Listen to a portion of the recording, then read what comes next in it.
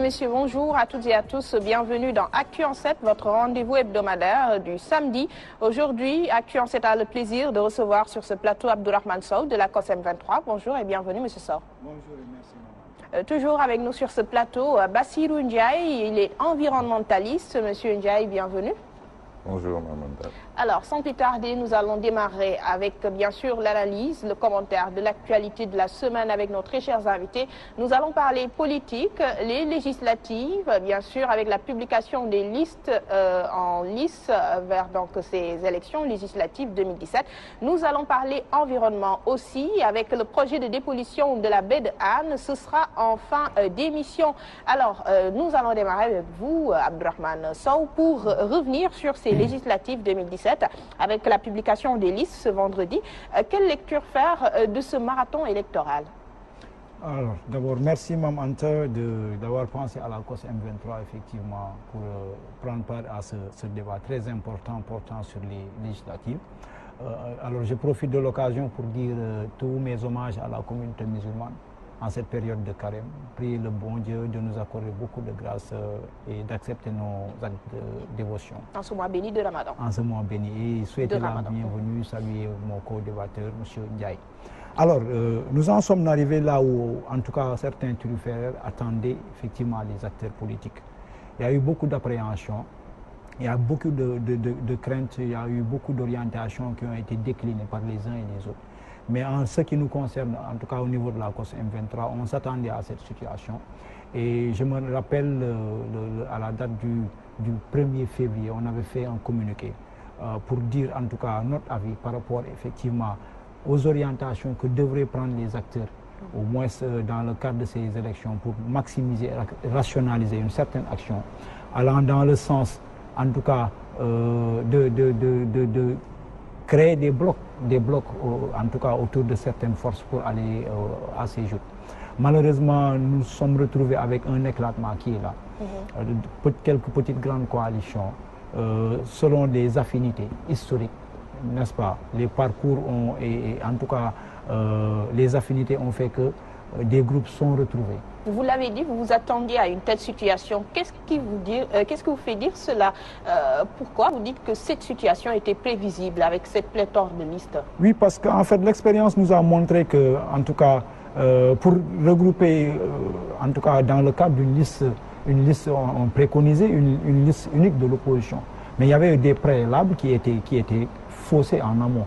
Moi, je pense que pour retrouver des forces déjà divergentes dans les orientations, pour retrouver des forces, en tout cas, qui n'avaient pas les mêmes idéologies et les mêmes origines, compte tenu du contexte de conflit, en tout cas, que les gens vivaient dans le cadre d'un groupe comme Manko, à travers des marches, à travers des activités, nous, on pensait qu'il y avait des opportunités de retrouver toutes ces forces par un préalable, effectivement, consensuel, portant sur un programme.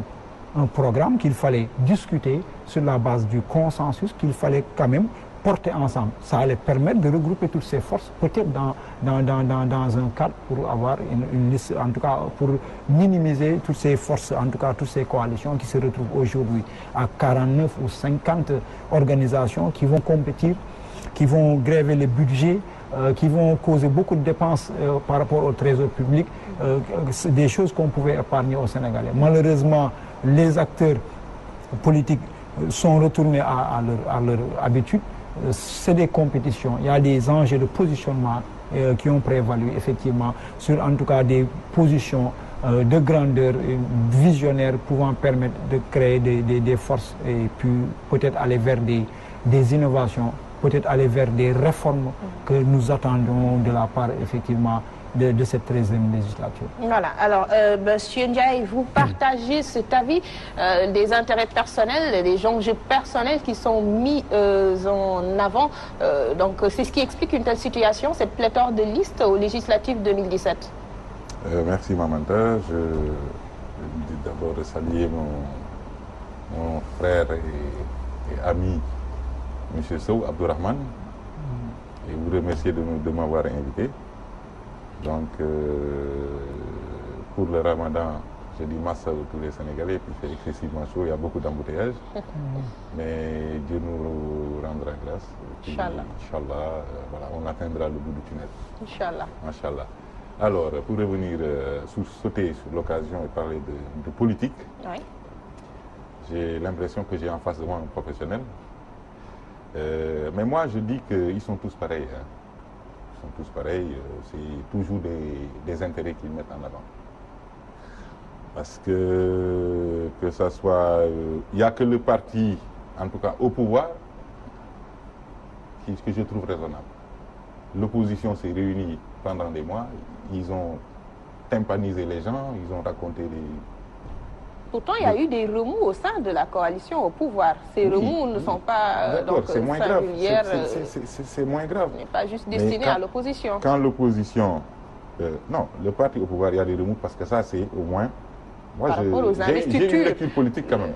Par rapport aux investitures, le chef du parti, donc le chef de la coalition, Benno Bokk Yakaar, Voilà. Macky Sall, a même sorti le bâton voilà. pour... Il est intervenu pour recadrer ces hommes. Donc il y a eu des remous. Il y a eu des remous, mais c'est pas pareil avec l'opposition qui a fait, comme je disais tout à l'heure, qui fait du soupe au kandji. Alors, ils ont voulu préparer un soupe au kandji, ça n'a pas marché. Parce qu'on ne peut pas prendre COS 21, prendre Idrissa Seck, prendre Malick Gakou, prendre Khalifa Sall et tout mettre dans la même marmite. C'est pas possible. Ils savaient que ça n'allait pas aller. Et pourtant, ils ont persisté, ils ont voulu. Ils se sont mis la sucette dans la bouche, quoi. Donc pour se leurrer eux-mêmes. Alors que ça ne devrait pas se passer comme ça. Il faut qu'ils soient sincères avec eux-mêmes. Parce que quand ils portent la voix des Sénégalais, les Sénégalais sans voix. Et ça, c'est la majorité de la population.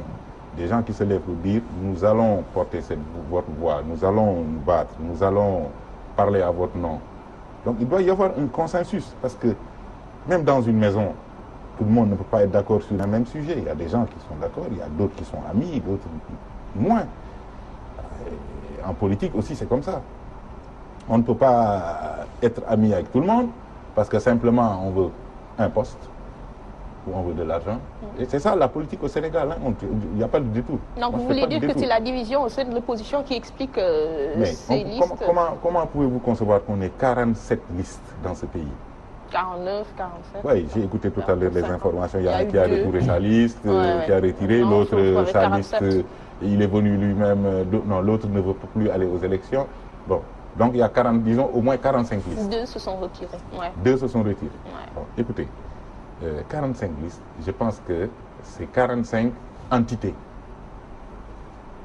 Hein? C'est 45 entités bien définies. Et il y a des coalitions dans ces entités. Donc imaginez un peu le citoyen lambda comme moi qui va dans l'urne pour voter, je vais prendre 49 feuilles. Ça va me prendre combien de temps? Quand on a 4 candidats, les bureaux de vote, quelquefois, on prolonge jusqu'à 20 heures. Aujourd'hui, on a 49 listes. Est-ce qu'on a fait ce calcul? C'est important. Et ça va jouer sur le nombre de votants. Hein. Il y aura un taux d'abstention, à mon avis, qui sera extrêmement élevé. Ce sera du jamais vu au Sénégal, dans ce pays. Donc, c'est parce que les politiciens ne donnent plus confiance aux gens. C'est du pêle-mêle, chacun dit ce qu'il veut, mais c'est toujours des calculs. Soit c'est l'argent, ou c'est un problème de poste. Et je le répète, ça c'est ça, j'en suis persuadé. Et beaucoup de Sénégalais savent de quoi je parle. Si ce n'est pas de l'argent qu'ils veulent, liquide, pour se faire une santé financière, c'est un poste stratégique qu'ils veulent pour pouvoir prendre les devants et vraiment se faire une force politique. Donc, voilà, ça nous mène à ça. Les privilèges et largesses dont bénéficient les parlementaires, nous allons d'ailleurs en parler au cours du débat. Alors, la COS M23 n'a pas intégré de coalition. Hein. Donc, vous êtes là en tant qu'observateur.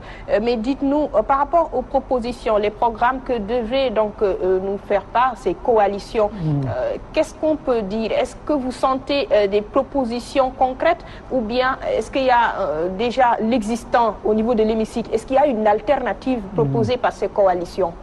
Oui, en fait, l'alternative devrait d'abord être une force. une force qui pourrait peut-être compétir avec la majorité présidentielle qui est là. Parce que traditionnellement, nous voyons qu'au niveau de l'Assemblée nationale, c'est une majorité qui dicte sa voix. Nous avons quelques petits groupes parlementaires de l'opposition. Avant, il fallait 10 députés pour avoir un groupe. Maintenant, avec une nouvelle loi, en tout cas de réforme, on s'est retrouvé avec 15 députés pour avoir un groupe parlementaire. Vous verrez que c'est une scène de théâtre qui est là. Mais fondamentalement, qu'il y ait des groupes parlementaires, qu'il y ait en tout cas de petites coalitions, de petits groupes représentés au niveau de l'Assemblée nationale, ça ne change rien. Il y avait un enjeu fondamental et c'est là où historiquement les acteurs, en tout cas ceux de l'opposition, ont raté le coche. Parce que nous sommes conscients que malgré cette diversité de listes, le pouvoir en place reprend la majorité à l'Assemblée nationale. Mais qu'est-ce qu'ils vont pouvoir changer réellement? Rien ne va changer. Rien ne va changer. Donc comment est-ce qu'ils, sur quel levier ils vont s'appuyer pour effectivement mettre en œuvre leur programme? Ils ont des programmes et vous verrez que tous les programmes seront les mêmes. Les gens nous parleront de réformes, certains se baseront sur les conclusions des assises nationales, d'autres nous parleront de politique de santé, encore que sera difficile de mettre en œuvre des politiques de santé au niveau de l'Assemblée nationale. Moi, je pense que les politiques de santé ou bien les autres politiques déclinées par certaines coalitions, c'est des programmes présidentiels. Mais au niveau de l'Assemblée nationale, moi, je pense que ces acteurs doivent comprendre les attentes des populations. Les populations ont des problématiques, en tout cas, qu'elles partagent avec ces acteurs, mais qu'elles ont vécu sous le règne de Wade, qu'elles continuent à vivre sous le règne de Macky. Et ça s'articule autour de quelques petites problématiques. Il s'agit des questions de justice. La séparation des pouvoirs est une opportunité qui devait être saisie au niveau de cette législature. Qui parle de problèmes de gouvernance, quand le procureur a des problèmes pour s'autosaisir ou bien qu'il soit renvoyé en pleine audience par l'autorité du président de la République. C'est des problématiques qui sont là. Il y a d'autres questions sur lesquelles, en tout cas, on devait focaliser effectivement notre démarche. Il s'agissait peut-être de 10, 15 réformes profondes pour changer le visage effectivement politique du Sénégal, le visage démocratique. C'est là où on attendait effectivement ces acteurs politiques. Étant donné que le pouvoir en place a en tout cas fait état de ses limites, le président Macky Sall nous avait promis la rupture par rapport à certaines pratiques. Malheureusement, nous sommes en train de voir le retour de ces mêmes pratiques. On avait espéré que cette opposition allait être assez intelligente, effectivement, pour taire les querelles de polichinelle et tout, les querelles de bornes fortaines, pour se voir à l'essentiel. Quand on dit que l'essentiel c'est le Sénégal, c'est de prendre une orientation, mais tout en respectant un minimum quand même de normes.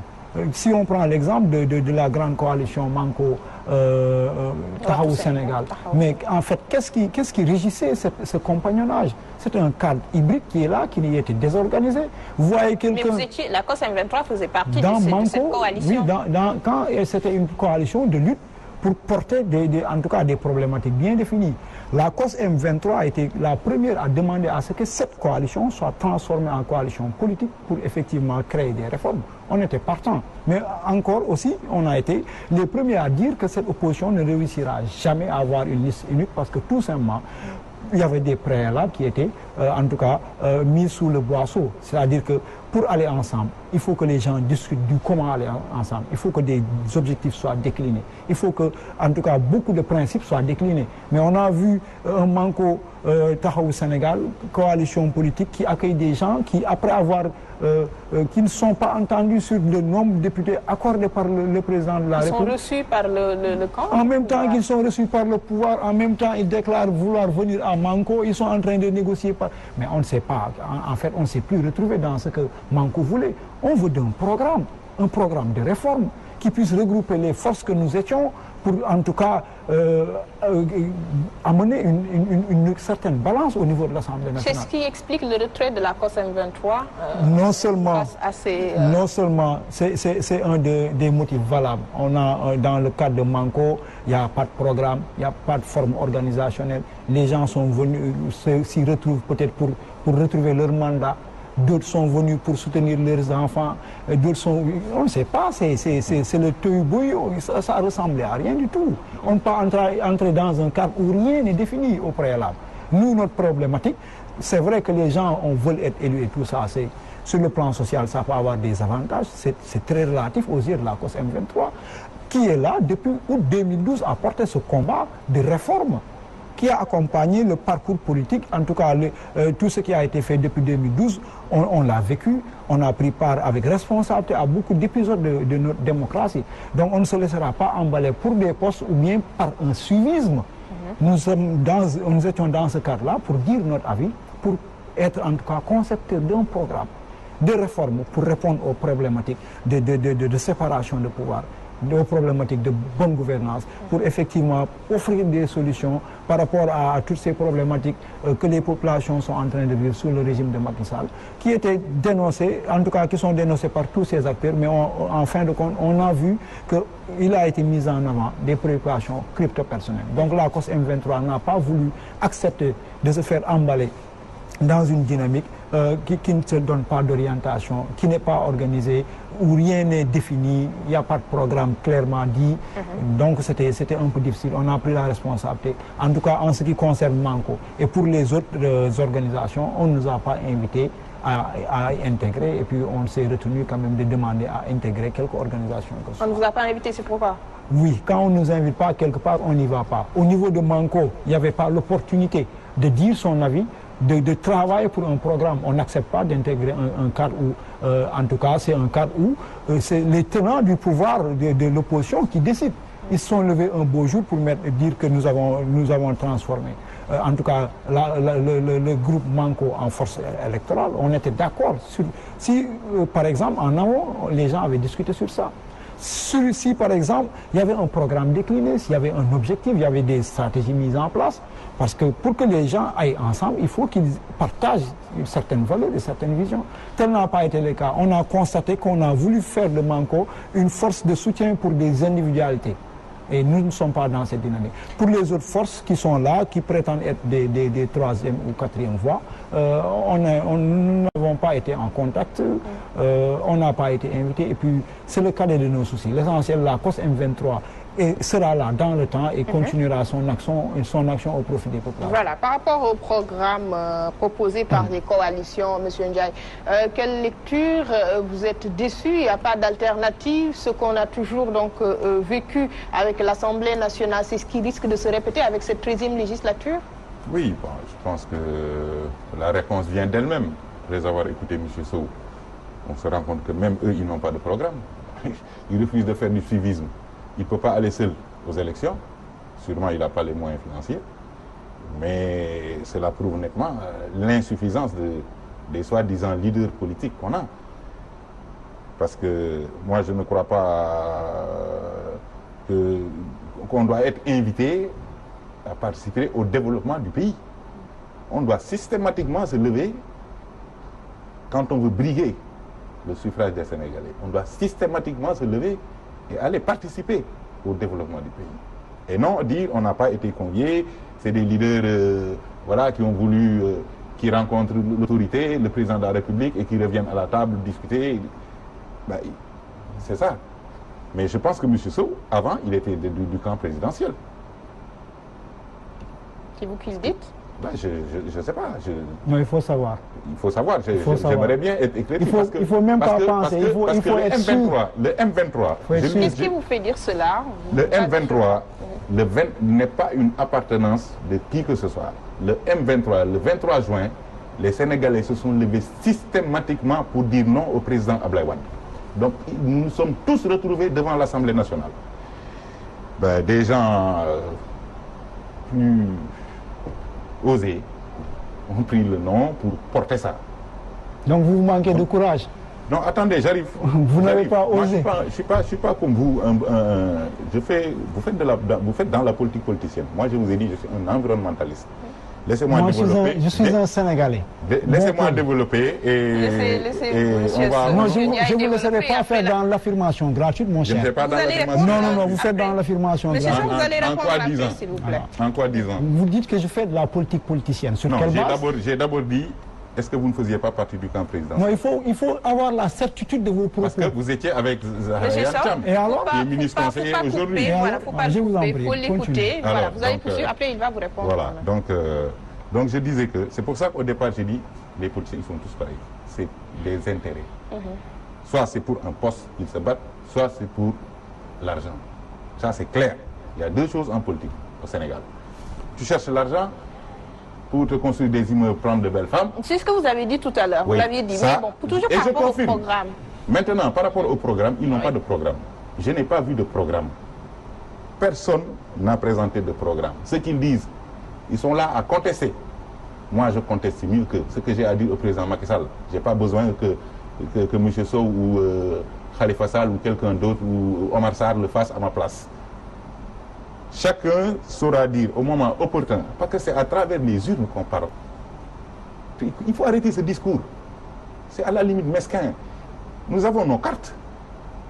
Le jour du vote, chacun choisira selon. Si vous êtes content, vous choisirez. Si vous n'êtes pas content, vous choisirez. Il n'y a que deux camps en réalité. Et pour deux camps, on n'a pas besoin de 49 listes. Quand on a 49 listes, c'est parce qu'il n'y a pas de programme. Vous suivez les discours. Qu'est-ce qu'ils disent? Qu'est-ce que vous avez retenu? Ce que j'ai retenu, c'est que oui, ce que je retiens, c'est que chacun veut un nombre, le maximum de députés. Et ils se donnent des coups bas, ils se donnent des coups de couteau. Et donc, le résultat est là. Je dis encore une fois, c'est le Sénégalais lambda qui en pâtit.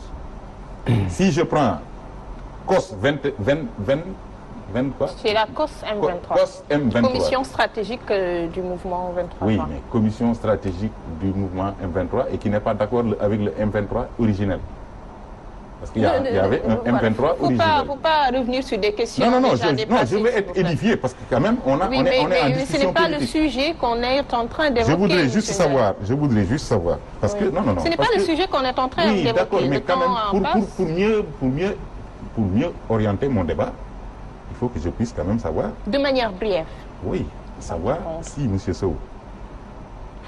Nous ne sommes pas là pour parler de M. Sow. Mais il faut qu'on en parle. Nous sommes là pour parler des programmes, de la proposition, donc les propositions des coalitions. Moi, j'ai déjà répondu à cette question. Il n'y a pas de proposition, il n'y a pas de programme. Alors, nous allons avancer. Maintenant, ce qui est dangereux, oui, mais nous c'est de porter la voix des Sénégalais et de ne pas avoir de programme, de ne pas avoir les moyens de sa politique. Parce que s'il avait les moyens de sa politique, il aurait déposé sa liste. Il ne se serait pas fait inviter quand même. La COS M23 une cinquantième liste. Oui, une cinquantième de liste, courageux. Voilà. Est-ce que la COS M23 est plutôt... La COS M23 est un mouvement électoral ou bien? Est-ce que... Non, voilà, en fait, c'est pas. Il n'y a pas des aspirations électorales. Vous n'avez pas d'aspirations électorales. En fait, permettez-moi de rappeler un peu à oui, mon mais ami, de manière brève, très brève, parce que quand il a l'opportunité, quand on a l'opportunité de servir l'opinion, il faut en profiter. Il ne sert à rien qu'il se focalise sur ma personne. Peut-être que je l'impressionne. Je ne sais pas quel est son problème pour qu'il se focalise. Saisissez cette opportunité de servir effectivement l'opinion par des propositions. Parce que vous êtes contradictoire. Vous êtes contradictoire quand vous dénoncez 49 listes qui sont là et que vous recommandiez à ce que moi je dépose la 50e liste. Oui, parlez de programme. Non, en fait, quand on parle de programme, de toutes les manières, il a proposé que je me débrouille pour avoir une liste. Je rappelle tout simplement que nous, on a essayé d'épargner aux Sénégalais ce problème en appelant toute l'opposition à une liste commune. On a fait cette sortie le 1er février 2017. N'est-ce pas? On a fait cette sortie. Mais chemin faisant, on a analysé sur la base d'actes qui ont été posés que nous n'allons pas arriver à cette liste unique parce qu'il y avait des préalables qui étaient sautés. En fait, on parlait de programme. La COS M23, dans sa sortie d'hier par communiqué, a donné rendez-vous à l'opinion nationale et internationale pour faire part de son document d'orientation parlementaire pour cette 13e législature, pour son information. Nous sommes là depuis 2012 à travailler. J'étais avec Zahra Yamtiam. Quand cette dernière, je ne sais pas si vous êtes allé prendre vos informations, quand on l'a rencontré au Café de Rome avec le groupe de la COS M23, on nous a demandé de nous taire, d'arrêter de dénoncer et d'accepter d'être utilisés comme tout le monde accepte de le faire. Nous avons notre dignité. Nous avons dit non, nous n'acceptons pas d'être utilisés comme tout le monde le fait. Si le président pose des actes forts, on applaudit, on encourage. S'il pose des actes qui sont aux antipodes de ses promesses de campagne, on dénonce. Et depuis 5 ans, dignement, on assume cette position. Alors, ce n'est pas un monsieur Ndiaye qui vient, je ne sais d'où, pour venir focaliser son départ. profiter de cette situation pour donner des propositions.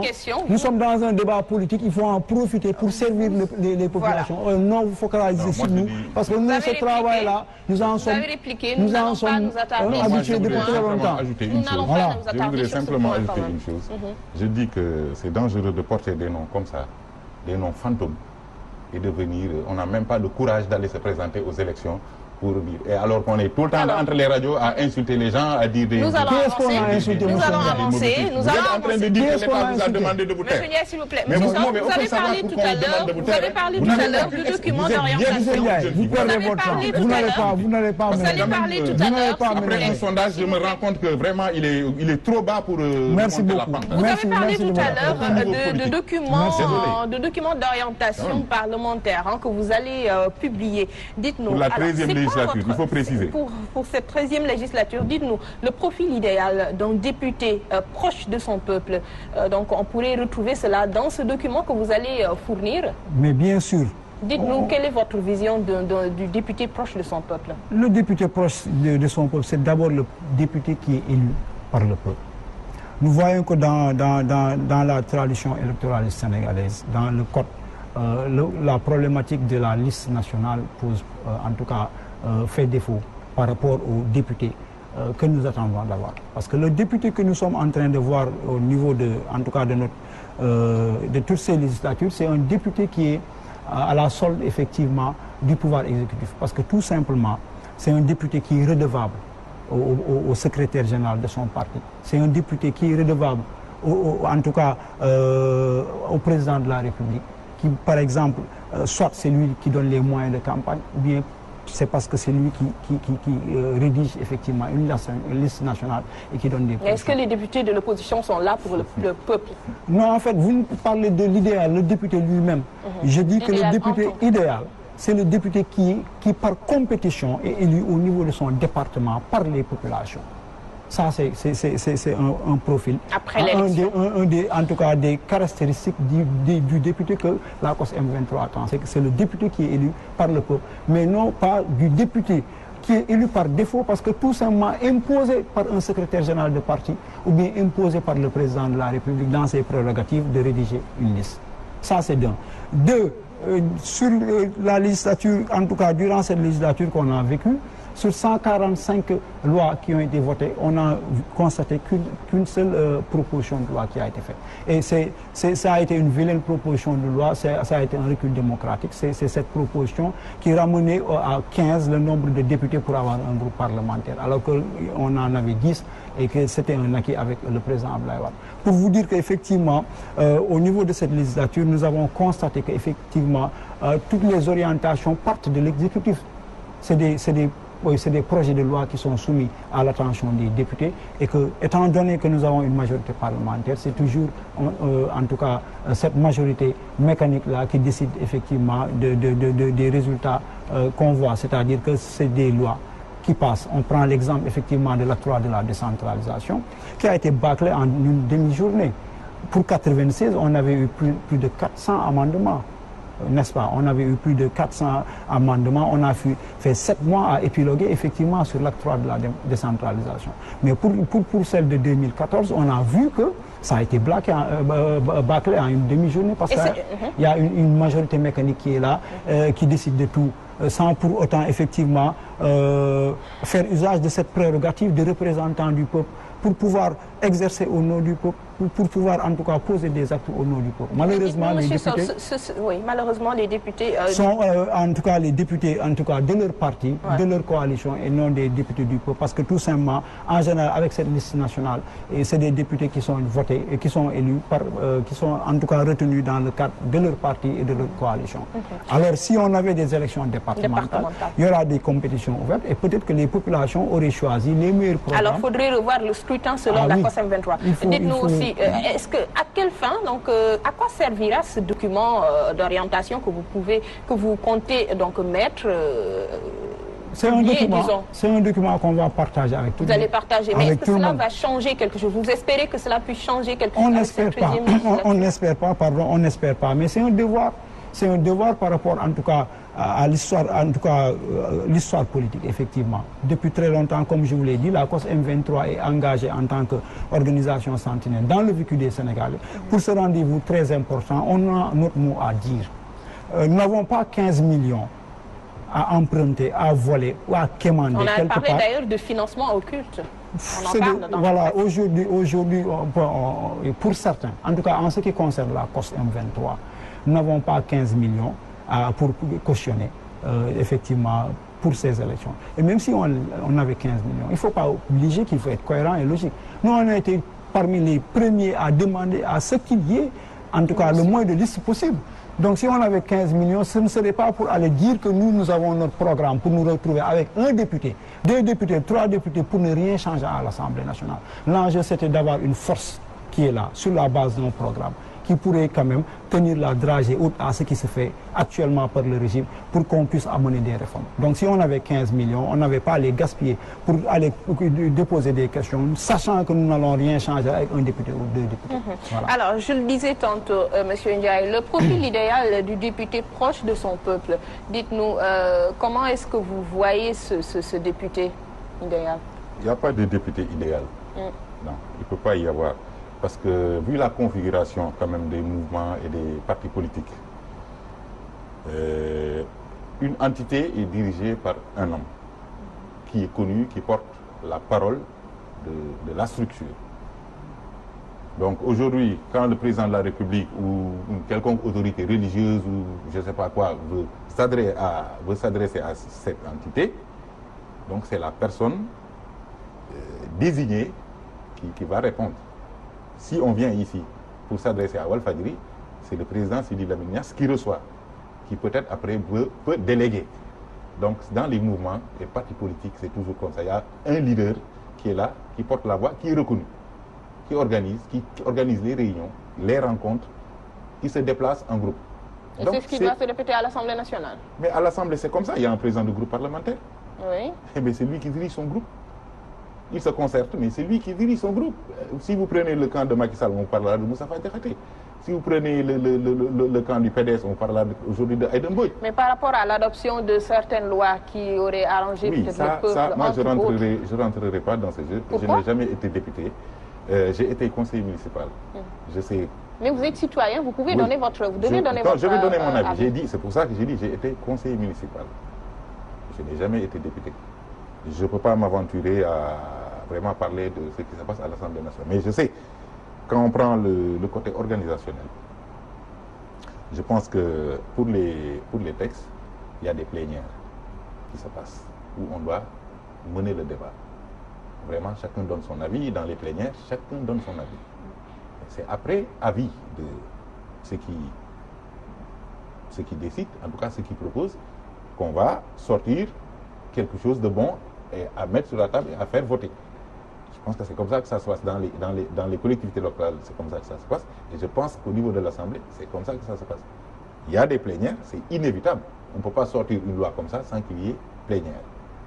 Maintenant, est-ce que si on convoque les plénières, les gens viennent? Parce que moi, quand je regarde les images à l'Assemblée, il y a beaucoup d'absents. Et ça, c'est malheureux pour le peuple sénégalais. Parce qu'ils sont payés avec l'argent du contribuable. Les plénières où ils doivent soulever la voix, représenter le peuple, parler au nom du peuple, s'ils sont absents, la loi passe. Demain, il ne faut pas qu'ils reviennent pour taper sur la table et dire non, c'est pas normal, ça a été précipité. Non. C'est-à-dire au niveau des plénières, même s'il faut se battre, vous pouvez vous battre, c'est permis. Chacun défend ses positions, chacun argumente à sa façon. Et c'est ce qui est important. Maintenant, c'est vrai qu'il y a une majorité mécanique. Ça existera toujours au Sénégal parce que notre constitution fonctionne comme ça. Donc le parti majoritaire dirige l'Assemblée.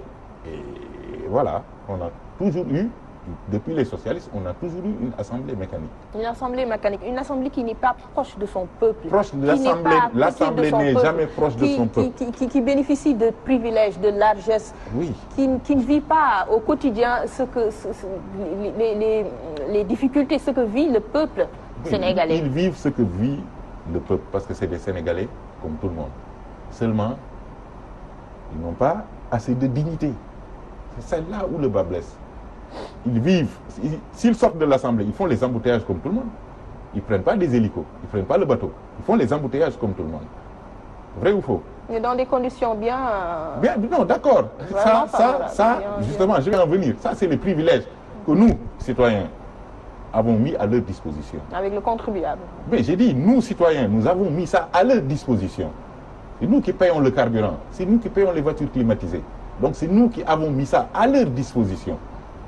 Ça, c'est clair dans ma tête. Mais le problème, le citoyen lui-même ne s'assume pas. Parce que le député qui représente une collectivité quelconque, on est toujours en position d'attentiste et ça pose problème. On attend que, on l'a aidé, on lui a tendu la perche, il doit revenir vers nous. Non, il ne faut même pas attendre qu'il vienne vers nous. Il faut aller l'acculer. Il faut aller l'acculer, il faut aller l'emmerder. Parce qu'il vit avec votre argent, eh ben, il se sucre avec votre argent. Ben, si vous croisez les bras, ben, il va continuer à se sucrer derrière votre dos. Et vous direz, oui, on l'a choisi, nous, on n'est pas d'accord. Vous êtes d'accord dès l'instant où vous militez dans un parti. Le parti désigne une personne. Ça engage votre responsabilité.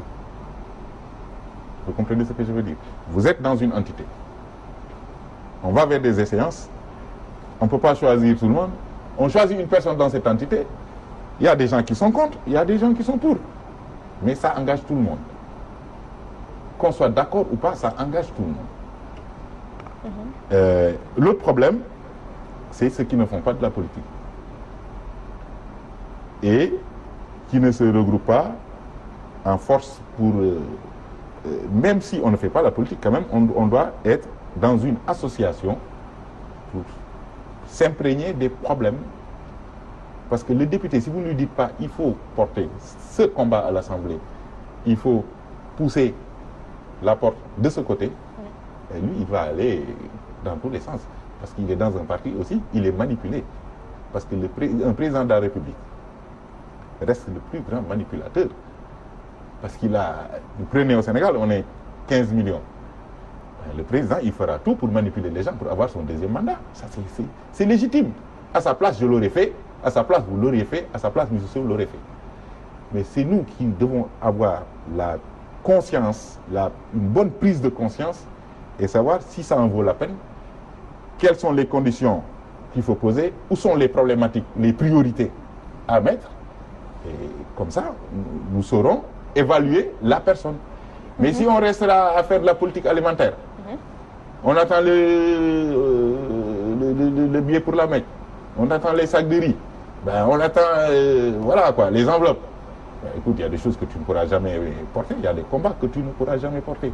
Le député qui vient dans sa collectivité, qui prend un groupe d'individus, moi j'ai vécu ça à Anne Belair.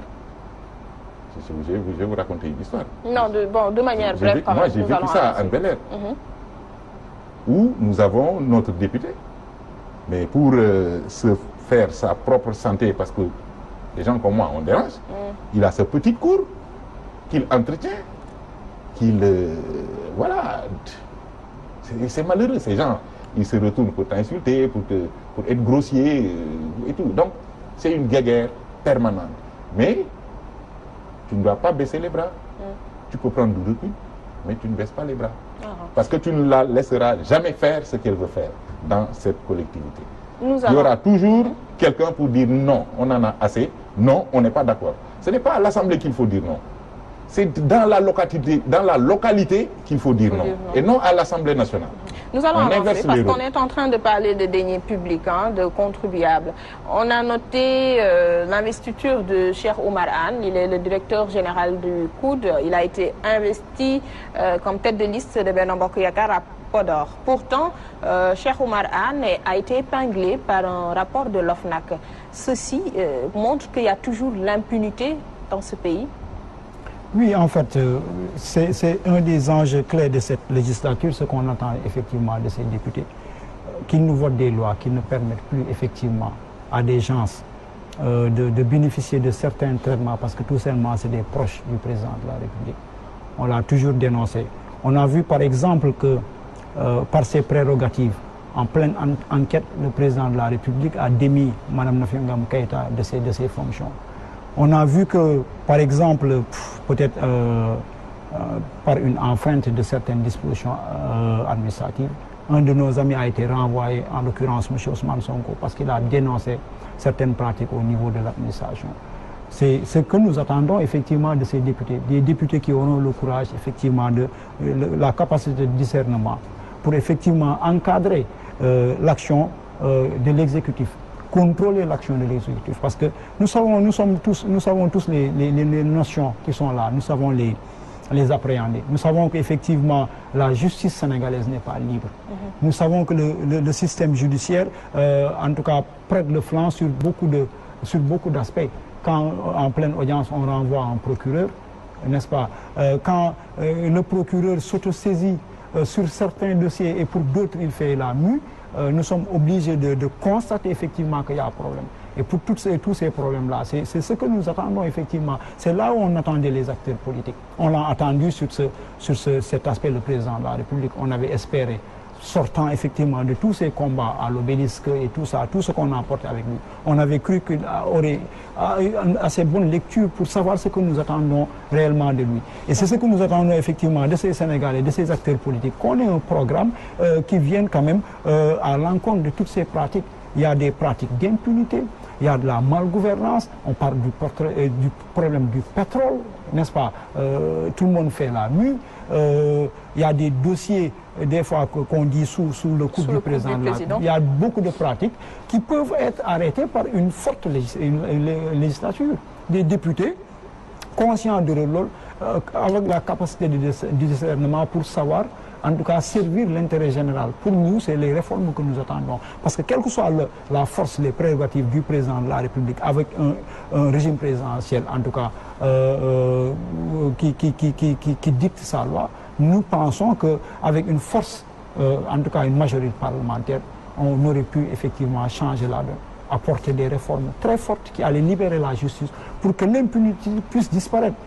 En tout cas des réformes qui pourraient libérer effectivement notre système judiciaire, des réformes qui pourraient permettre aux citoyens de contrôler la gestion par rapport aux notions de bonne gouvernance et de transparence. Malheureusement, c'est des pratiques qui sont là et c'est des attentes que nous avons, c'est de ce genre de programme-là que nous allons produire. C'est ce que nous attendons des députés, même s'ils n'auront pas l'opportunité de pratiquer ou bien de l'appliquer. C'est ce que nous attendons effectivement, autant du pouvoir en place que des autres acteurs qui sont là, les problèmes d'impunité, la séparation des pouvoirs, les politiques en tout cas patriotiques, on devrait dire. Il y a beaucoup de nébuleuses qui sont là, on doit être éclairé sur ces problématiques. Mais l'enjeu, c'est de réduire effectivement les pouvoirs exponentiels du président de la République. Des nébuleuses, nous allons en parler d'ailleurs avec bien sûr le projet de dépollution de la baie de Hann. Nous allons l'évoquer, mais avant cela, toujours par rapport donc à ces législatives, nous sommes en pré-campagne. Après la campagne, le vote, le coup dur que donc va subir l'économie sénégalaise avec ces législatives. Dites-nous, quelle finalité positive de ces législatives? Bon, c'est toujours bien d'avoir une assemblée, mais à quel prix? C'est le problème. On est à 165 députés. C'est dommage que le contribuable sénégalais, voilà, soit là, casqué, sans avoir. Je suis d'accord, entièrement d'accord avec ce qu'il vient de dire. On subit trop de pression et on n'a pas assez de rendement. Le député sénégalais, il est à l'Assemblée pour voter des lois. Mais les lois, ce sont des lois entre parenthèses ou entre guillemets. Parce que c'est des lois qui arrangent selon. Il faut que ça soit clair. Ce sont des lois qui arrangent selon telle ou telle situation. Je ne trouve pas normal qu'on puisse mettre M. Hann dans une liste. Cheikh Oumar Hann, le jeu du coude, voilà, épinglé par l'OFNAC. Je ne trouve pas normal qu'on puisse mettre Khalifa Sall sur une liste. C'est la même chose pour moi. Khalifa Sall de Manko Taxawu. Non, j'ai dit, non, ce que j'ai dit c'est clair. Hein? J'ai dit, tous ces gens-là, on doit les mettre sous la table et régler nos problèmes en attendant qu'ils se rincent avec une eau chaude, tiède ou propre. faut que ça soit clair. Takana, takuma, khamoguny. Tu restes là-bas, tu nous attends. On porte des habits blancs, tu vas venir avec tes tâches, et voilà, c'est pas possible. On ne peut pas décrier une partie et laisser l'autre partie. On décrit tout. Comme je ne peux pas concevoir qu'on se batte pour faire partir le président Abdoulaye Wade, et après, aller dans une coalition, parce qu'on ne peut rien avoir avec le président Macky Sall, on va en coalition avec le PDS qu'on a vomi en 2012. C'est inacceptable, c'est immoral. Pour moi, c'est inacceptable. Je ne peux pas le comprendre. Ces gens qui ont essayé, ne serait-ce qu'essayer de coaliser avec le Parti démocratique sénégalais, sont irresponsables. Ils méritent tous d'être descendus de la barque. Parce que ça n'a pas de sens. Et après, on va décrier, on laisse Khalifa Sall dans la liste. Je n'ai rien contre lui. Il a bien travaillé pour Dakar. Maintenant, ce qui engage sa responsabilité, ce n'est pas mon problème. Ce qu'il a fait dans Dakar, c'est visible. Il a bien bossé. Il a vraiment, les Dakarois sont heureux.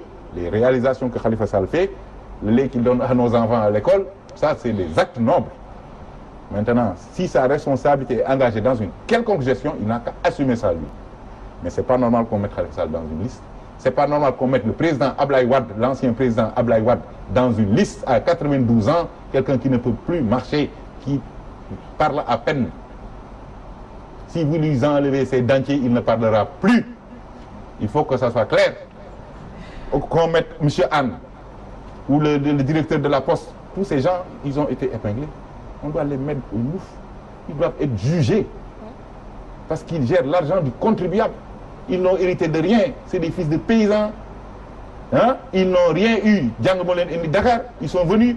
Ben voilà, ils ont vu le lait, ils pensent qu'ils veulent tout boire. Non. Malheureusement, c'est ce qu'ils vont. Ils essayent. On va choisir entre ces têtes de liste. Hein. Ils ont été investis. Ils ont été investis. Ça, c'est un choix du président parce que c'est son parti. Et le choix du peuple. Non. Je dis maintenant, et le choix du peuple, c'est une question. Le choix du peuple. Le peuple, comme j'ai dit, le peuple n'a qu'une carte. C'est le jour où il faut se présenter devant l'urne. C'est ce jour-là où la voix du peuple sera connue. C'est ça la voix du peuple. Tout ce qu'on raconte là, c'est la voix d'autrui. C'est pas la voix du peuple. Le peuple, le jour où le peuple parlera, c'est le jour où le peuple ira dans les urnes pour mettre la carte.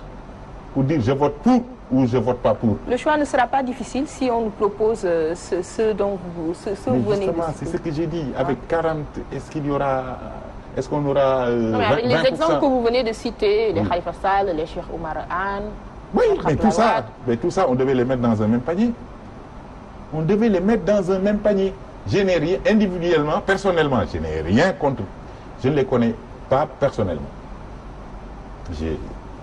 Mais je dis que ce soit le président Abdoulaye Wade, que ce soit Khalifa Sall, que ce soit Anne ou quelqu'un d'autre, tous ceux qui ont maille à partir avec la justice doivent être mis à côté. Ça, il faut que ça... Moi, c'est ça mon point de vue. Et si on avait procédé comme ça, les Sénégalais ne seraient pas dégoûtés. Hein. On ne peut pas nous forcer Khalifa Sall sur une liste. Moi, je ne peux pas accepter, moi, bien que je reconnaisse le travail de titan qu'il a abattu dans Dakar. Mais je ne peux pas accepter qu'on le mette dans une liste. Je ne le ferai pas. Moi, je ne voterai pas cette liste. Alors, je ne voterai pas la liste du président Macky Sall parce qu'on a mis Omar Anne. Je ne voterai pas la liste de Manko parce qu'on a mis un vieillard qui, sans ses dentiers, ne peut pas prononcer un mot. Je ne l'accepterai pas. Alors, cette finalité de ces législatives, quelle finalité positive donc, pour ces législatives 2012, avant de passer aux questions d'environnement? Mais en fait, ces législatives auraient pu avoir un sens s'il y avait des forces. Donc il n'y a aucun sens. Bon, laisse-moi terminer. Je vous dis qu'en tout cas, concernant la COS M23, il y avait des enjeux de pouvoir réformer.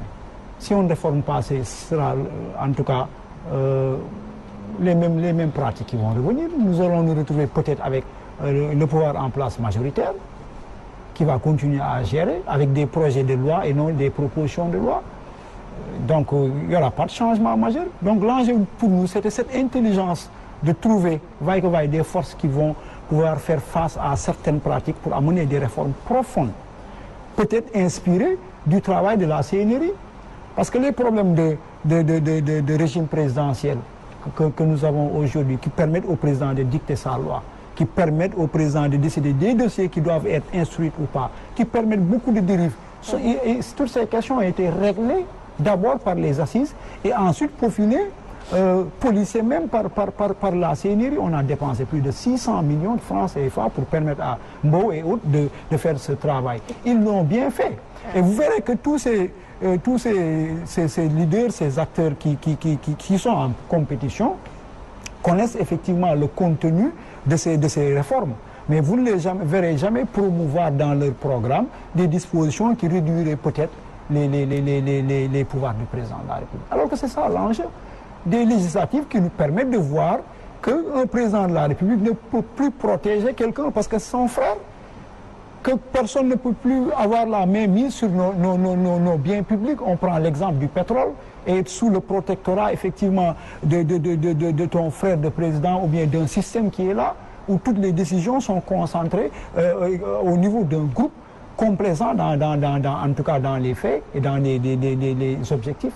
C'est ça le problème. Les enjeux de ces législatives, c'était d'avoir ces forces qui puissent amener. Si on n'a pas, si on a un Aïssata Tall Sall, si on a un Khalifa Sall, si on a un Ousmane Sonko, si on a tous ces gens au niveau de l'Assemblée nationale, alors que le système ne change pas, qu'est-ce qui change réellement? Moi, je pense que l'intelligence aurait été de travailler à pouvoir renverser la tendance, avoir une force réellement éprise effectivement de nos préoccupations, une force qui réfléchit sur le pourquoi de ce 23 juin, qui réfléchissent sur le pourquoi effectivement de ces assemblées de l'obélisque.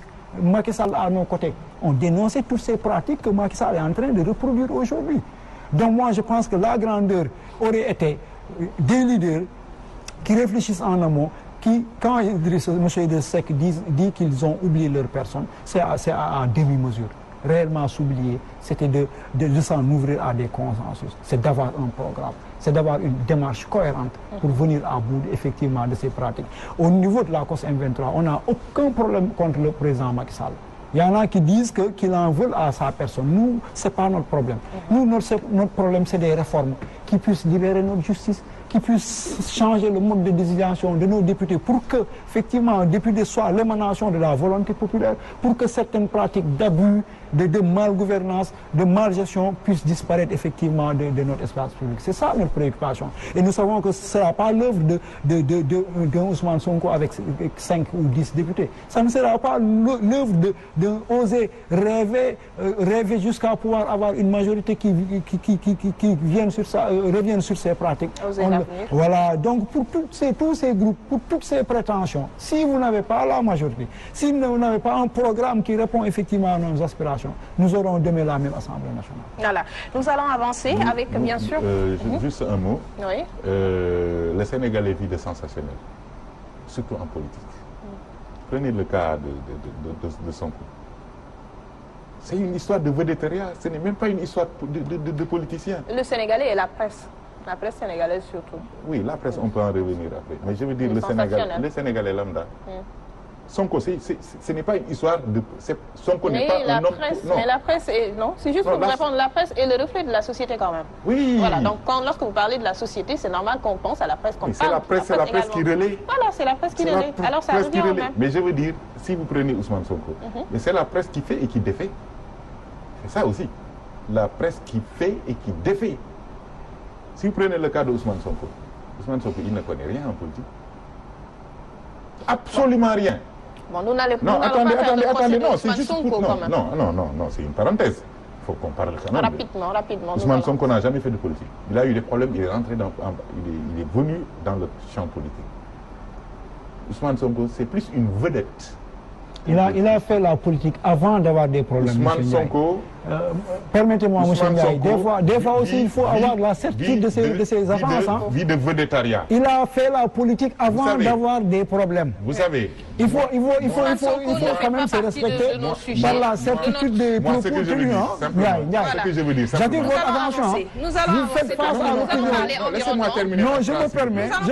Vous me permettez de dire parce que tout à l'heure vous êtes permis. Vous ne devez pas vous êtes permis. Il faut avoir la certitude de ses propos. la technique. Nous en Il a fait la politique avant d'avoir ces problèmes-là. Il faut savoir ce qu'il dit. C'est vous l'arriviste, mon cher. C'est vous l'arriviste. Des arrivistes comme ça. C'est vous l'arriviste, à la limite, vous frisez même l'hypocrisie. Vous frisez l'hypocrisie. Voilà. Monsieur Ndiaye, vous frisez l'hypocrisie. Parce qu'ils n'ont pas de poste. C'est quoi? Voilà, si vous voulez. Vous n'êtes pas un homme courageux. Vous n'êtes pas courageux. Oui, d'accord, mais quand même, des gens comme ça, sur le plateau. Soyez honnête, monsieur Ndiaye. Soyez honnête, monsieur Ndiaye.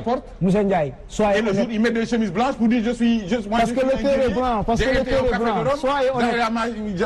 Soyez honnête. Je ne me suis pas tué. Voilà, soyez honnête. Monsieur Ndiaye, soyez honnête. Vous êtes malhonnête. Quand on dit des choses, il faut les maîtriser. Il a eu son parti avant d'avoir des problèmes. Arrêtez de mépriser les gens. Il ne pas de mépriser. Il n'a pas les moyens de sa politique. Et je l'assume dignement. Je l'assume dignement. Tu ne peux présenter personne. Vous êtes malhonnête. Tu fais comme moi. Vous êtes hypocrite. Tu as un métier. J'ai un métier. Voilà, tu ne me connais pas. Tu as juste hérité. De quoi? Tu as juste hérité parce que ton père est un ancien de l'hôpital. Non, c'est faux. Khalifa Sall t'a payé des études. C'est faux. On sait tout ce qui se passe dans ce pays. Monsieur Ndiaye, il faut vous émargez à la vie. Pourquoi je vous ai dit tout à l'heure? J'ai margé comment? J'ai margé comment? On sait ce qui se passe. Mais monsieur Ndiaye, j'ai été conseiller à la ville. Bon, ok, allez-y. Monsieur Ndiaye. Lui, il parle de moi. Monsieur Ndiaye, j'ai été conseiller à la ville pendant 5 ans. Et on a payé les études. Je n'ai pas émargé. C'est la ville qui a payé. Tes études? Non, pas entièrement. Nous allons parler du projet de dépollution de la baie de l'État, des largesses de l'État. De quel État? Oui, le projet de la dépollution. Voilà, donc à l'approche de l'hivernage, on a vu donc on voit les inondations entre autres, l'État qui tarde à prendre les devants. Alors, dites-nous par rapport à ces dispositions que l'État devrait prendre à l'approche de l'hivernage, quelle analyse faire là-dessus? Avant de parler du projet de dépollution de la baie. Oui, l'hivernage, comme je dis chaque année, c'est on aura toujours des problèmes. Parce qu'on a un surplus de population. Nous avons des immeubles aujourd'hui, un peu partout dans Dakar. Et les tuyaux que nous avions depuis l'indépendance, le dimensionnement ne permet pas d'évacuer le flux d'eau que l'on rejette. Donc, même sans l'hivernage, il y a un problème d'évacuation de nos eaux usées. Sans l'hivernage. Et maintenant, il faut compter, c'est les mêmes égouts, c'est les mêmes tuyaux qui évacuent les eaux de pluie aussi. Donc si vous allez dans les quartiers comme Médina, Fass, les anciens quartiers, vous verrez qu'il y a toujours de l'eau qui dégouline de partout, surtout en hivernage. Et 3 mois, 4 mois, pendant et après l'hivernage, vous verrez toujours qu'il y a de l'eau qui dégouline. Parce qu'on a un surplus d'eau, on a la nappe phréatique, et on n'a pas un bon réseau pour évacuer nos eaux. Il faut une politique environnementale dans ce pays. Là, on parle des législatives. Actuellement, ce sont les législatives qui occupent le devant de la scène. Oui, c'est ça. Alors que doit y avoir des préalables qu'on doit prendre. C'est le peuple qui perd. C'est le citoyen lambda qui va marcher. Voilà, comme j'ai dit, c'est nous qui payons les voitures de luxe que les députés conduisent et les ministres. C'est-à-dire, c'est le Sénégalais qui n'est pas consciencieux de son environnement, qui ne prend pas en compte son environnement immédiat et l'environnement des autres. Moi, je vous donne un cas à Anne-Marie Nass aujourd'hui, où le ministre du Budget a mis de la latérite depuis 1 an sur la route. Toutes les maisons sont devenues rouges. Des gens sont des asthmatiques, des gens qui ont des sinusits. On a même eu droit à des évacuations sanitaires. Ben, il est là-bas avec ses 2 femmes et il ne bouge pas. Il ne se rend même pas compte de ce qu'il fait, parce qu'il passe en voiture climatisée. Donc, il ne sait pas que c'est nous qui lui avons donné cette voiture, c'est nous qui payons son carburant. Et ça, c'est Mangara qui a fait ça. Je te donne, c'est un exemple que je te donne. Si vous allez sur la baie, vous verrez que le maire a mis des pavés là-bas depuis 1 an en disant je veux faire la route, et il ne fait rien, et les pavés sont là-bas. Donc aujourd'hui, des gens viennent faire leurs besoins devant les habitations. Donc, pour revenir au problème de l'hivernage, grosso modo, il faut qu'on puisse avoir une politique environnementale sérieuse. Il faut qu'on puisse, comme ils sont en train de changer chaque 5 ans les voitures des députés, qu'on puisse changer les tuyaux, tous les pipes qu'on a pour évacuer ces eaux. Pour améliorer le cadre de vie des citoyens. Si on ne change pas le réseau, chaque année vous m'inviterez ici et je répéterai la même chose. Il faut, le réseau est vétuste, il faut changer ce réseau.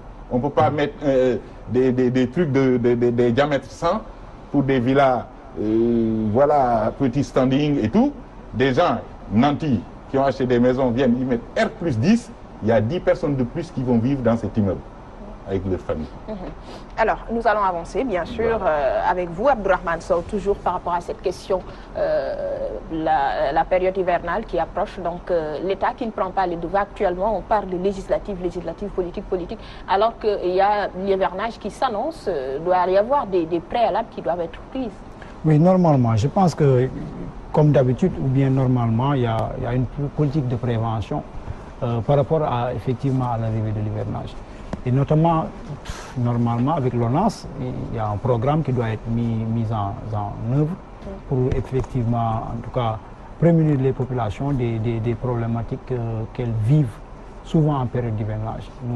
Nous avons vu avec les inondations et en tout cas avec les problèmes des égouts et tout ça, pendant l'hivernage, les populations souffrent. Malheureusement, comme vous l'avez si bien dit, le sujet d'actualité, c'est des initiatives à venir, mais l'État doit, en tout cas, tout naturellement, songer à prendre en charge ces préoccupations pour prémunir les populations. Parce que je ne pense pas que ça soit des actions, en tout cas ponctuelles. Il y a un programme de désensablement, n'est-ce pas, de nettoyage des égouts pour permettre la bonne circulation des eaux de pluie et tout ça. Et je pense que l'État doit s'évertuer à cela. Voilà, des préalables qui doivent être pris. Mais permettez-moi quand même de lever un tout petit pan de nos échanges. Je m'excuse auprès, en tout cas, de mes sympathisants. Je n'ai pas hérité de poste à l'hôpital de Fann. J'ai été vacataire pendant 10 ans à assumer dignement ce statut au niveau de l'hôpital de Fann avant d'être embauché. J'ai été conseiller à la ville de Dakar de 2009 à 2014. À mes débuts à l'ISIC, c'est moi qui ai payé, c'est moi qui ai payé de mon propre argent mes études. Merci pour la précision. Je comprends beaucoup de choses. Je comprends beaucoup de choses et je laisse passer. D'accord. Il y a des gens qui acceptent de se faire tout petit, ils n'ont qu'à assumer ça. La baie de Hann, donc un projet de dépollution qui tarde à avancer. Donc lancé depuis 2008, nous sommes en 2017. Donc le projet n'avance pas. Seulement, le secrétaire général de l'ONAS a annoncé que les travaux vont démarrer à partir du deuxième semestre de 2017. Voilà, vous y croyez? Non.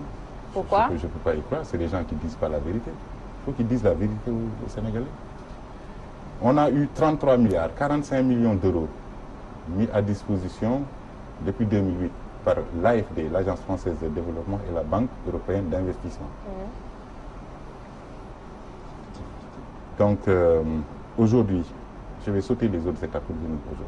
Aujourd'hui, il y a eu, on a failli démarrer le projet. Ils ont fait des appels d'offres. Avant de faire des appels d'offres, ils sont venus en audience publique à Hann. Les populations ont refusé de valider. Et je parle sous le contrôle du sous-préfet de Grand Dakar, Paul Bass, M. Paul Bass. Les populations ont refusé de valider le projet pour des manquements techniques. Je dis bien techniques. Ils ont forcé la chose, ils sont allés se regrouper pour valider à leur façon, ce qui n'est pas normal. Il devait y avoir une restitution confirmée par le sous-préfet. Ça n'a pas été fait. Ils ont payé 80 millions au cabinet qui faisait l'étude. 80 millions. La baie de Hann, où on dit que c'était un fonds de commerce. Et ils continuent à en faire un fonds de commerce. Parce que de 88 à nos jours, toutes les études ont été faites. Toutes les études, à tous les niveaux. Il suffit juste de tirer dans les tiroirs pour sortir les dossiers. Ils se permettent de donner 80 millions à un cabinet. Et dans ce cabinet, il y a un fonctionnaire de la direction de l'environnement qui a fait une demande de disponibilité, je ne sais pas, pour 2 ans, pour aller dans ce cabinet et capter le projet. Ce qui est extrêmement grave. Donc aujourd'hui, le président de la République doit prendre ses responsabilités. Il y a eu un appel d'offres qui tourne autour, c'est scandaleux, autour de 15 milliards. 15 milliards. Et c'est ce qui a occasionné le retrait de la banque. La banque s'est retirée. Moi-même, en réunion face à un directeur, M. Alioune Badara Diop, hautain, insolent, voilà, il traite les gens comme des malpropres. Je lui ai demandé quelle est la société qui avait gagné le marché. Il me parle de Babacar Diop BTP.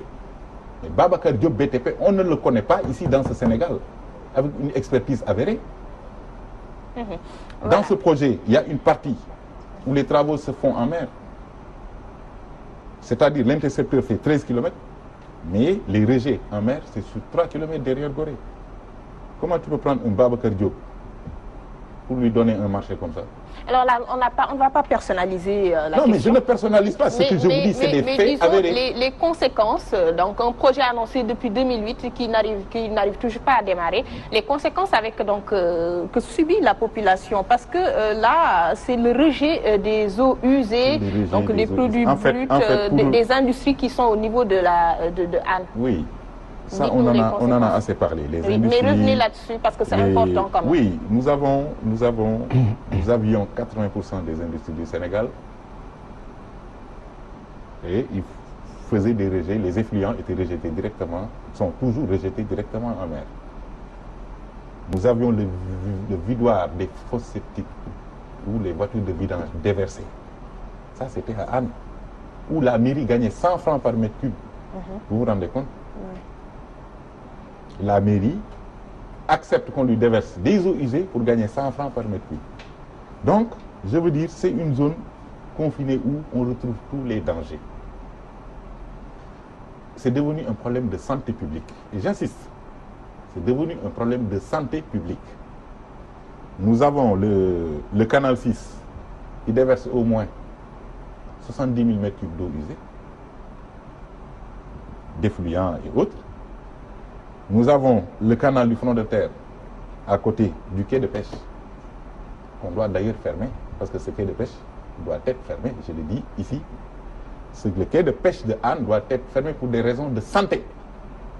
Le taux de toxicité est 18 000 fois supérieur à la norme OMS, qui est de 2000 par 100 millilitres.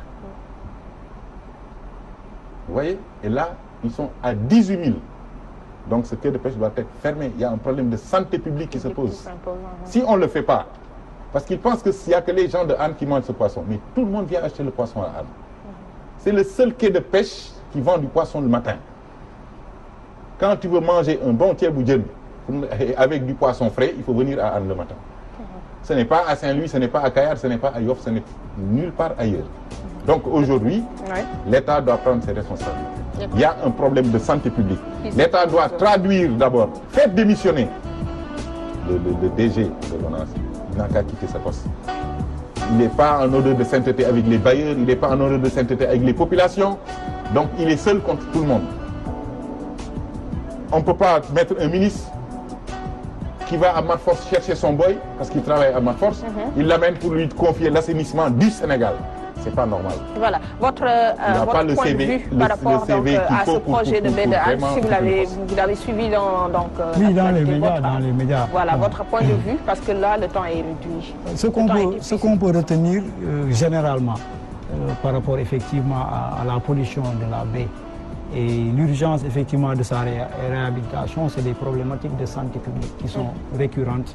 La toxicité des eaux, mais le non-respect peut-être des normes environnementales qui ont été retenues, soit sous forme de convention ou bien codifiées par le Sénégal. Et que dans la pratique, avec ce tissu industriel de plus de 80%, en tout cas du tissu industriel sénégalais, qui s'active en termes de production, en tout cas de déchets, c'est là où la responsabilité de l'État est engagée. Et là, on attend le président de la République et ses services pour qu'on puisse, en tout cas, mettre en œuvre ce projet de réhabilitation. Peut-être dire une petite inquiétude. Moi, j'ai vu que des indemnisations ont démarré par rapport aux populations. On a vu effectivement avec l'ONAS distribuer de l'argent à des populations qui devraient peut-être être déplacées. C'est des choses qu'on ne comprend pas. Si alors les populations n'ont pas agréé le projet, pourquoi ils en sont arrivés à ce que des indemnités, en tout cas des indemnisations, soient distribuées aux populations. Les impenses ont été payés. Voilà. Les impenses ont été payés au niveau de Thiaroye. Et pour une somme de 1,3 milliard d'indemnités. Nous allons revenir sur la question. Voilà. Donc nous allons revenir sur la question dans nos prochaines éditions, disons. C'est la fin de ce numéro. Nous étions sur ce plateau avec Bassirou Ndiaye, il est environnementaliste. Merci Monsieur Ndiaye. Merci. Avec nous, toujours sur ce plateau, Monsieur Abdourahmane Sow de la COS-M23. Un grand merci. Toutes mes excuses à l'opinion par rapport à certains débordements dans mes propos. Voilà. Je vous remercie de votre attention. Merci beaucoup à nos très chers invités. Merci à toute l'équipe technique, Chandiaï Chardiop. Également, Oustaz Hassan Diouf qui a assuré la coordination de ce numéro. Rendez-vous est pris samedi prochain. Ce sera pour un nouveau numéro. Messieurs, bonjour à toutes et à tous. Bienvenue dans Actu en 7, votre rendez-vous hebdomadaire du samedi. Aujourd'hui, Actu en 7 a le plaisir de recevoir sur ce plateau Abdourahmane Sow de la COS-M23. Bonjour et bienvenue, Monsieur Sow. Bonjour et merci. Toujours avec nous sur ce plateau, Bassirou Ndiaye, il est environnementaliste. Monsieur Ndiaye, bienvenue. Bonjour, Mme. Alors, sans plus tarder, nous allons démarrer avec, bien sûr, l'analyse, le commentaire de l'actualité de la semaine avec nos très chers invités. Nous allons parler politique, les législatives, bien sûr, avec la publication des listes en lice vers donc, ces élections législatives 2017. Nous allons parler environnement aussi, avec le projet de dépollution de la baie de Hann. Ce sera en fin d'émission.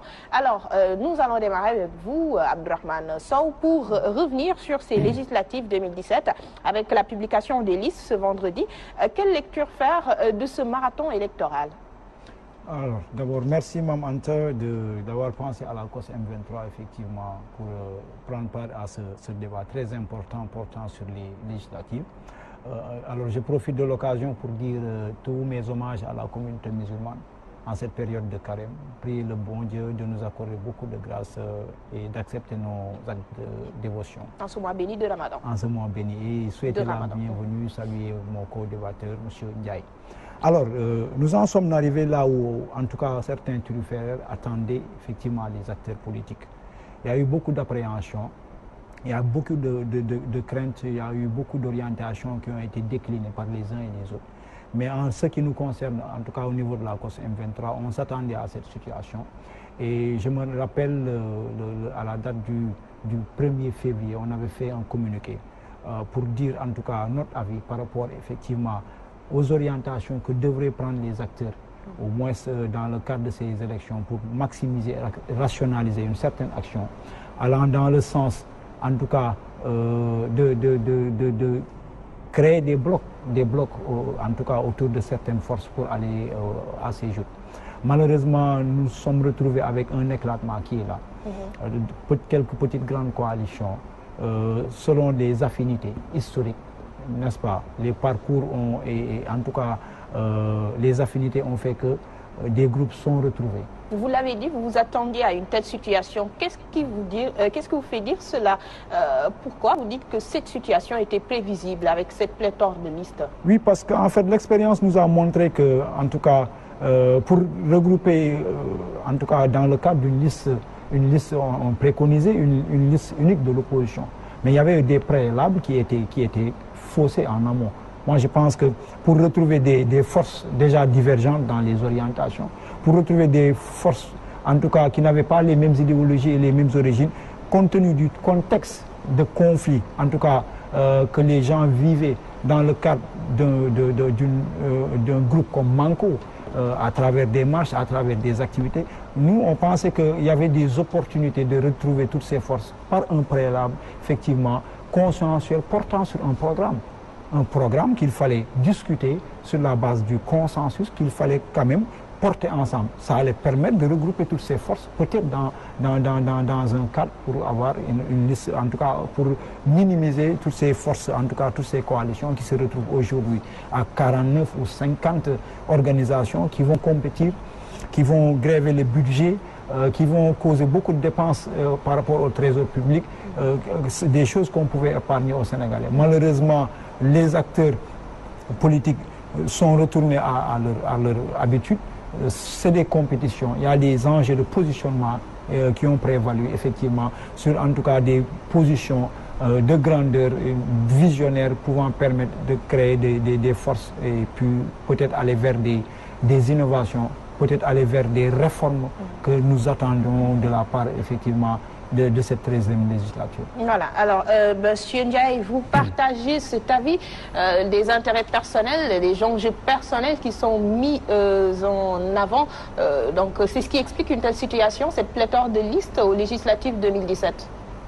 Merci Mamanta. Je dis d'abord de saluer mon frère et ami M. Sow Abdourahmane et vous remercier de m'avoir invité. Donc, pour le ramadan, je dis massa à tous les Sénégalais, puis il fait excessivement chaud, il y a beaucoup d'embouteillages. Mais Dieu nous rendra grâce. Inch'Allah. Inch'Allah, voilà, on atteindra le bout du tunnel. Inch'Allah. Inch'Allah. Alors, pour revenir, sauter sur l'occasion et parler de politique, Oui. j'ai l'impression que j'ai en face de moi un professionnel. Mais moi, je dis qu'ils sont tous pareils. Hein. Ils sont tous pareils, c'est toujours des intérêts qu'ils mettent en avant. Parce que ça soit... Il n'y a que le parti, en tout cas au pouvoir, que je trouve raisonnable.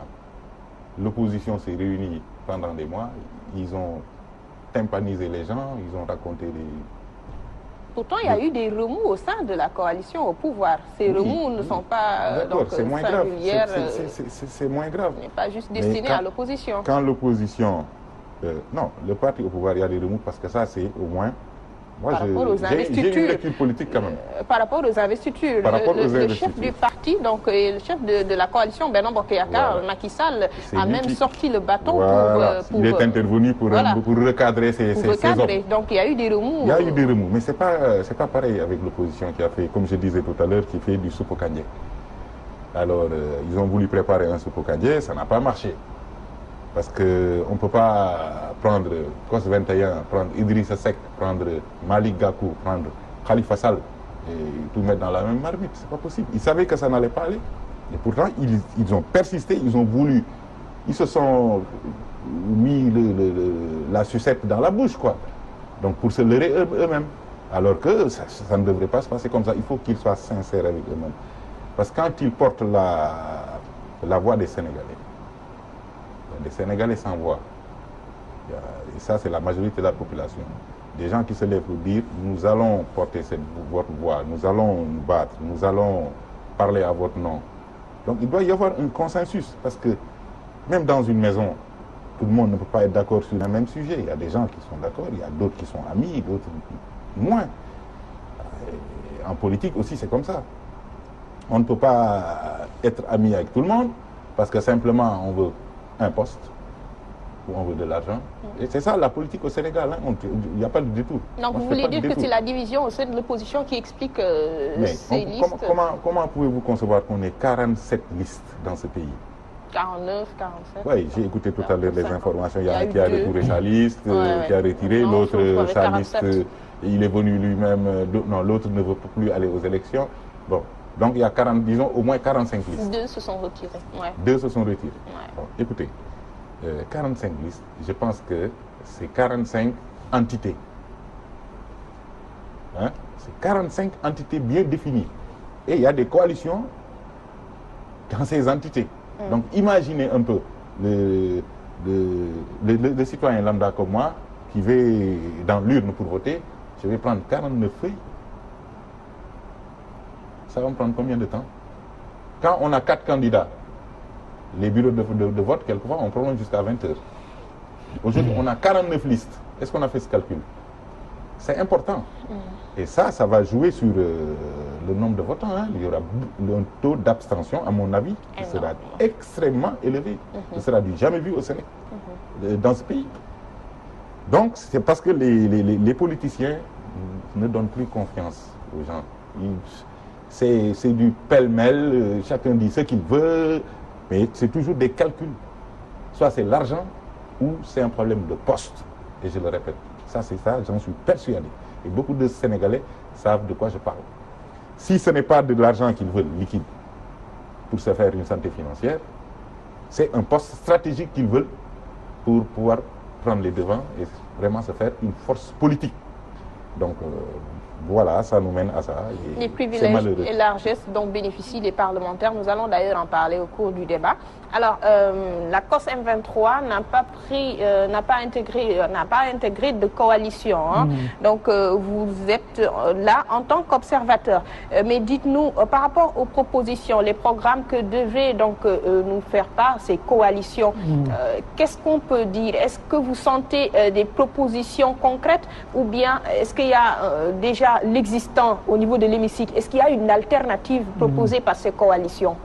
Oui, en fait, l'alternative devrait d'abord être une force qui pourrait peut-être compétir avec la majorité présidentielle qui est là. Parce que traditionnellement, nous voyons qu'au niveau de l'Assemblée nationale, c'est une majorité qui dicte sa voix. Nous avons quelques petits groupes parlementaires de l'opposition. Avant, il fallait 10 députés pour avoir un groupe. Maintenant, avec une nouvelle loi, en tout cas de réforme, on s'est retrouvé avec 15 députés pour avoir un groupe parlementaire. Vous verrez que c'est une scène de théâtre qui est là.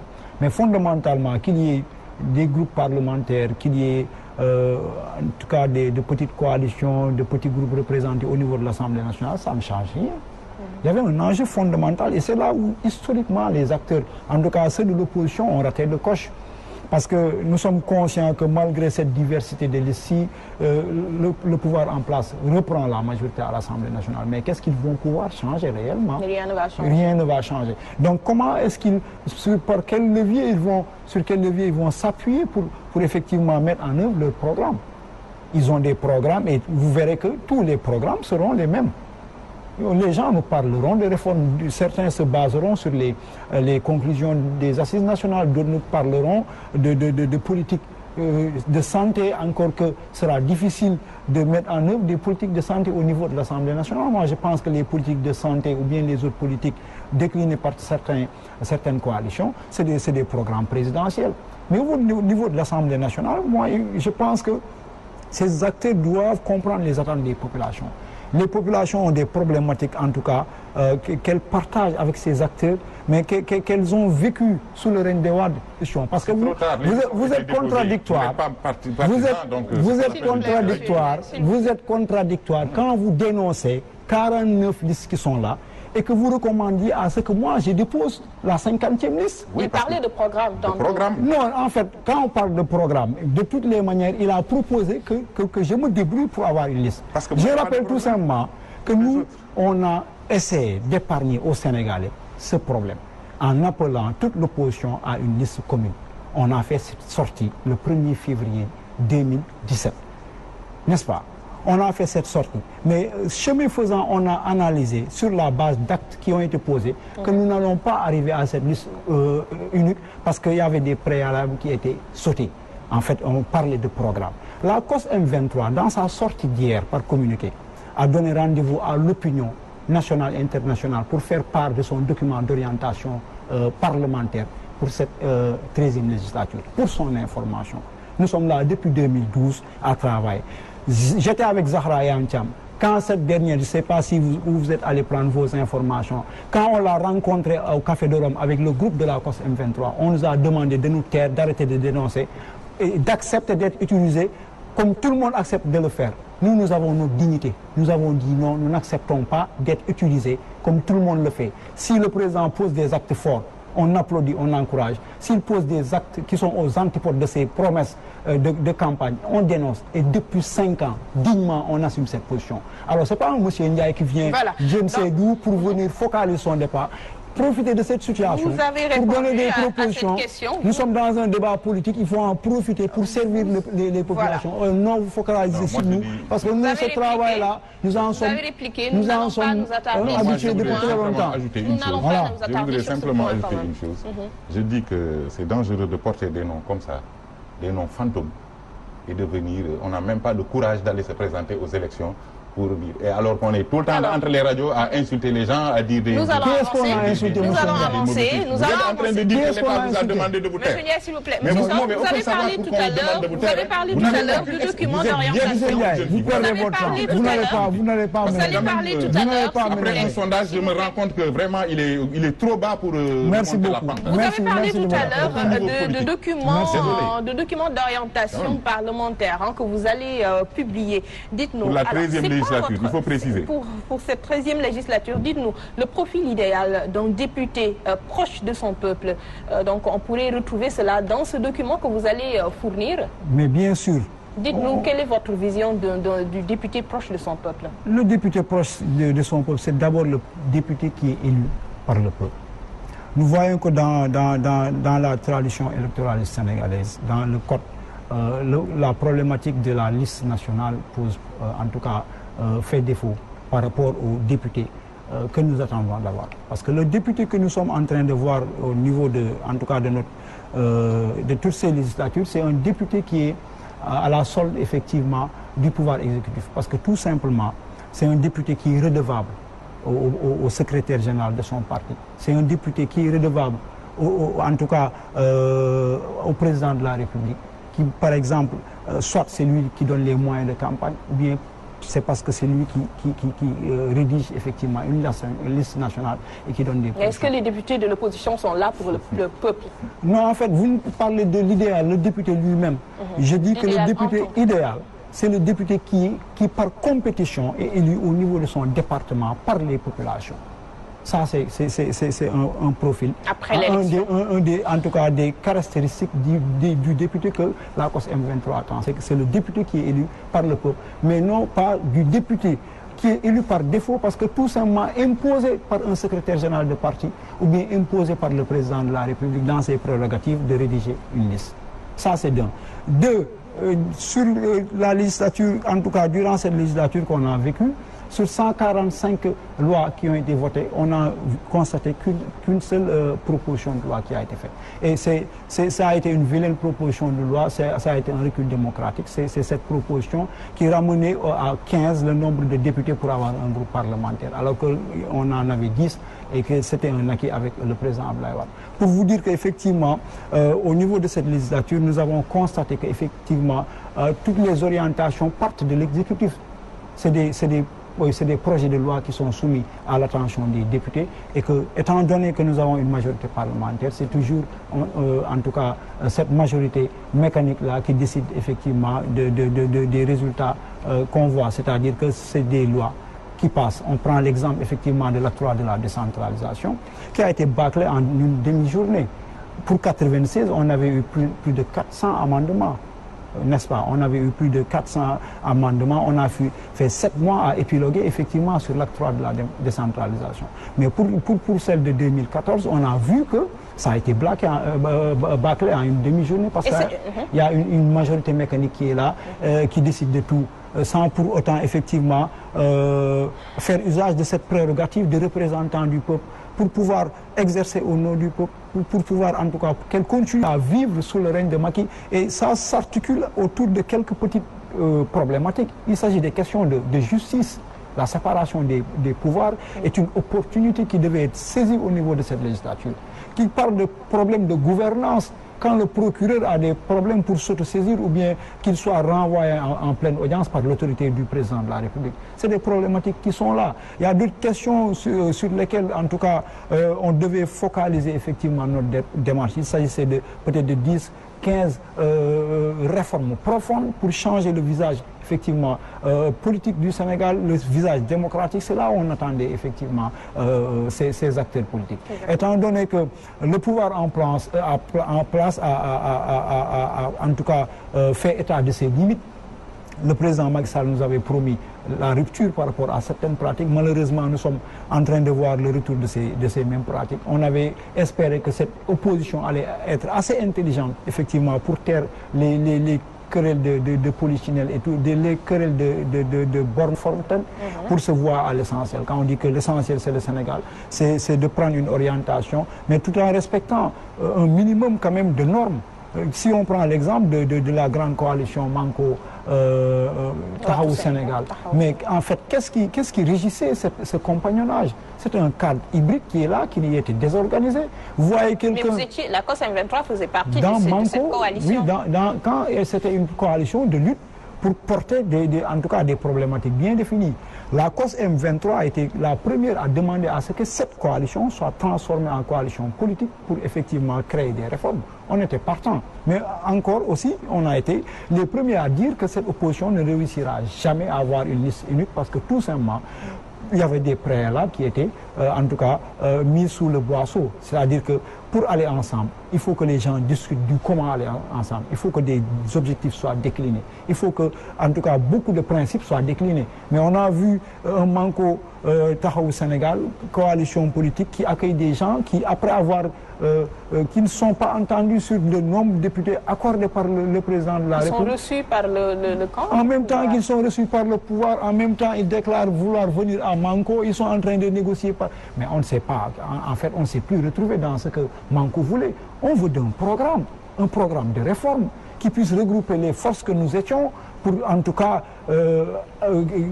amener une certaine balance au niveau de l'Assemblée nationale. C'est ce qui explique le retrait de la COS M23 non seulement, non seulement, c'est un des motifs valables. On a dans le cadre de Manko, il n'y a pas de programme, il n'y a pas de forme organisationnelle. Les gens sont venus s'y retrouvent peut-être pour retrouver leur mandat.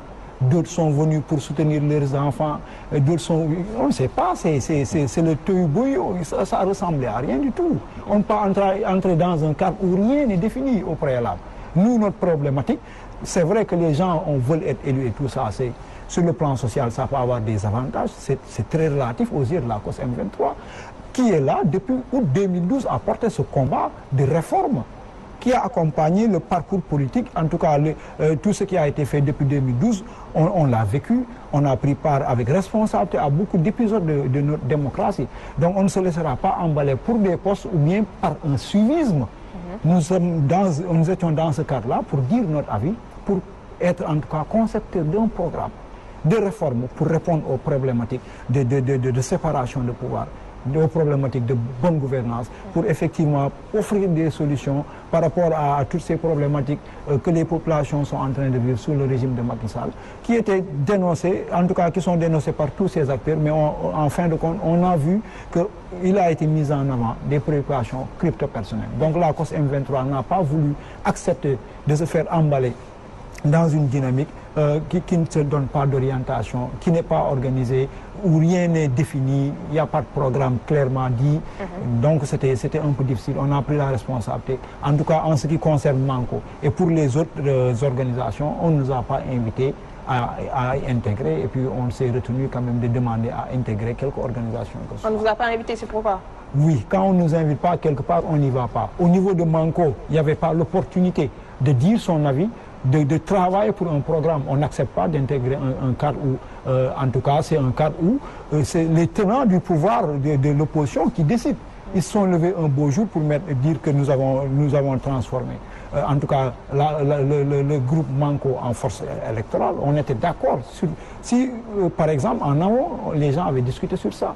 Si, par exemple, il y avait un programme décliné, s'il y avait un objectif, il y avait des stratégies mises en place, parce que pour que les gens aillent ensemble, il faut qu'ils partagent certaines valeurs et certaines visions. Tel n'a pas été le cas. On a constaté qu'on a voulu faire de Manko une force de soutien pour des individualités. Et nous ne sommes pas dans cette dynamique. Pour les autres forces qui sont là, qui prétendent être des troisième ou quatrième voies, nous n'avons pas été en contact, on n'a pas été invités, et puis c'est le cadet de nos soucis. L'essentiel, la COS M23 sera là dans le temps et continuera son action au profit des populations. Voilà, par rapport au programme proposé par les coalitions, M. Ndiaye, quelle lecture vous êtes déçu? Il n'y a pas d'alternative, ce qu'on a toujours donc vécu avec l'Assemblée nationale, c'est ce qui risque de se répéter avec cette 13e législature? Oui, bon, je pense que la réponse vient d'elle-même. Après avoir écouté M. Sow, on se rend compte que même eux, ils n'ont pas de programme. Ils refusent de faire du suivisme. Il ne peut pas aller seul aux élections. Sûrement, il n'a pas les moyens financiers. Mais cela prouve nettement l'insuffisance des soi-disant leaders politiques qu'on a. Parce que moi, je ne crois pas qu'on doit être invité à participer au développement du pays. On doit systématiquement se lever quand on veut briguer le suffrage des Sénégalais. On doit systématiquement se lever et aller participer au développement du pays. Et non dire on n'a pas été conviés, c'est des leaders voilà, qui ont voulu, qui rencontrent l'autorité, le président de la République et qui reviennent à la table discuter. Ben, c'est ça. Mais je pense que M. Sow, avant, il était du camp présidentiel. C'est vous qui le dites? Ben, je ne sais pas. Non, il faut savoir. Il faut savoir. J'aimerais bien être éclairé. Il faut même pas penser. Il faut être sûr. Le M23. Qu'est-ce qui vous fait dire cela? Le M23 n'est pas une appartenance de qui que ce soit. Le M23, le 23 juin, les Sénégalais se sont levés systématiquement pour dire non au président Abdoulaye Wade. Donc, nous nous sommes tous retrouvés devant l'Assemblée nationale.